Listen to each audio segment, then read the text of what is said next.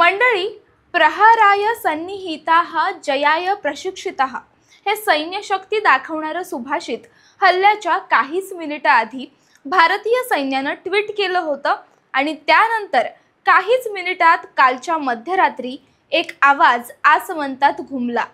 तो आवाज होता बदल्याचा, तो आवाज होता न्यायाचा आणि तो होता भारताच्या मातीतल्या शौर्याचा। नाव होतं ऑपरेशन सिंदूर।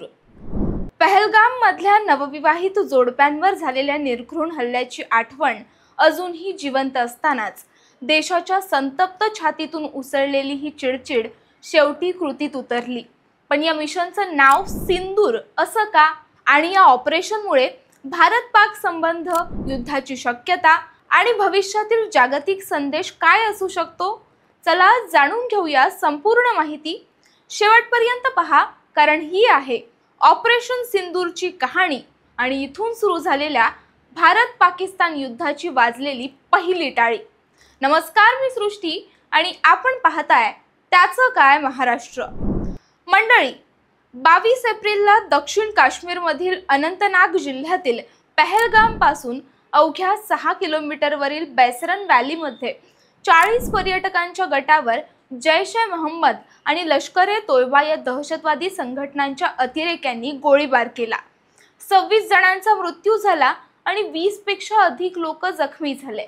विशेष म्हणजे अतिरेक्यांनी नवविवाहित स्त्रियांना सोडून त्यांच्या पतींना जवळून गोळ्या घालून ठार मारलं। महिलांच्या कपाळावरचं कुंकू पुसलं गेलं। हिमांशी नारवाल हिचे पती लेफ्टनंट विनय नारवाल याच हल्ल्यात शहीद झाले।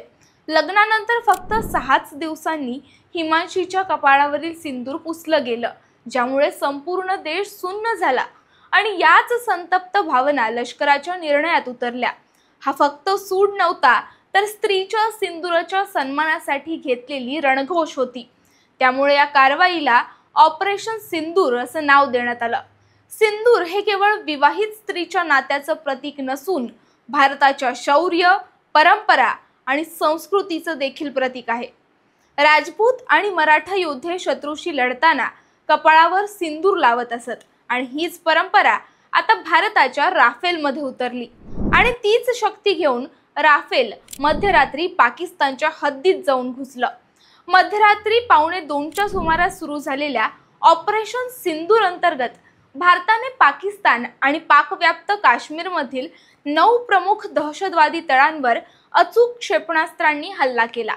यात जैश-ए-मोहम्मदचे 4, लष्कर-ए-तोयबाचे 3 आणि हिजबुल मुजाहिद्दीनचे 2 अड्डे उद्ध्वस्त करण्यात आले। यामध्ये मुझफ्फराबाद, कोटली आणि बहावलपूर येथील अहमदपूर्व भागातील अड्ड्यांचा समावेश होता। विशेष म्हणजे एकाही पाकिस्तानी लष्करी तळाला इजा पोहोचवली गेली नाही, जे भारताच्या जागतिक संयमाचं आणि रणनीतीचं प्रतीक आहे।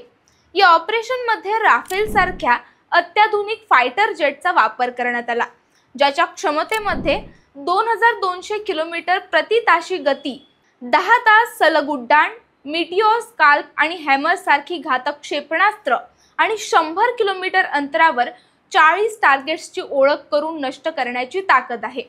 भारतामध्ये असलेल्या S-400 air defence system, Sukhoi 30 MKI आणि MiG-29 विमानं, अत्याधुनिक ISR प्रणाली आणि प्रशिक्षित पायलट्सच्या मदतीनं भारतानं अचूक आणि सर्जिकल स्ट्राईक पार पाडली। या कारवाईमागे केवळ भावनिक प्रेरणा नव्हती, तर रणनीती आणि संदेश स्पष्ट होता। तो म्हणजे आता भारत केवळ निषेध करून थांबत नाही, तर सीमारेषा ओलांडून प्रत्युत्तर देतो। भारताने यानंतर थेट ट्विटरवर एकच वाक्य लिहिलं, जस्टिस डिलिव्हर्ड, जय हिंद। याचा अर्थ स्पष्ट होता, या देशाच्या सिंदुराला हात लावाल तर आम्ही थेट घुसून संपवू। या कारवाईनंतर पाकिस्तानकडून ही प्रतिक्रियांची मालिका सुरू झाली, परंतु भारतीय लष्करानं संयमानं आणि मुद्देसूदपणे प्रत्युत्तर दिलं। पाकिस्तानकडून ही हल्ल्याची कबुली देण्यात आली।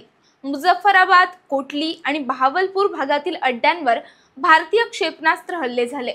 त्यांनी एका बालकाच्या मृत्यूचा आणि 2 नागरिकांच्या जखमी होण्याचा दावा केला, पण भारतानं अत्यंत सावधपणे ही कारवाई केली होती। केवळ दहशतवाद्यांनाच लक्ष्य केलं, त्यामुळे पाकिस्तानच्या या दाव्यात कितपत तथ्य आहे हे सांगता येत नाही। या मोहिमेने भारताचा दृष्टिकोन स्पष्ट केला. फक्त इशारे नाही, आता कारवाई होईल. हा भारत पाकिस्तान संबंधांमध्ये एक निर्णायक टप्पा ठरू शकतो.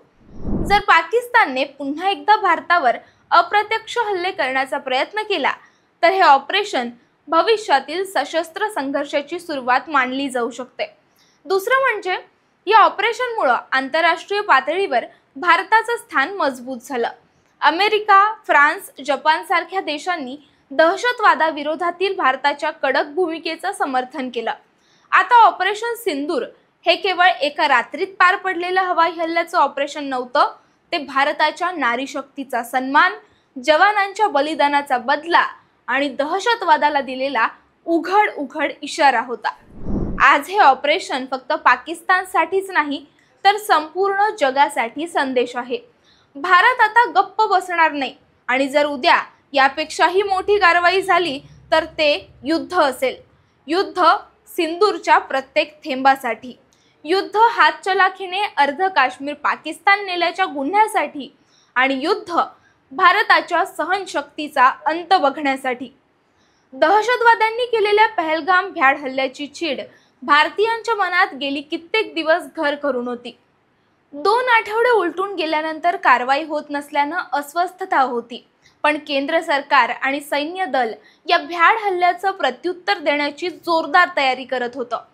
दहशतवाद्यांनी केलेल्या हल्ल्यात 25 भारतीय आणि एका नेपाळी नागरिकाचा मृत्यू झाला होता. भारताने या भ्याड हल्ल्याचं चोख प्रत्युत्तर दिलं जाईल हे आधीच स्पष्ट केलं होतं, पण कधी आणि केव्हा हे मात्र निश्चित नव्हतं.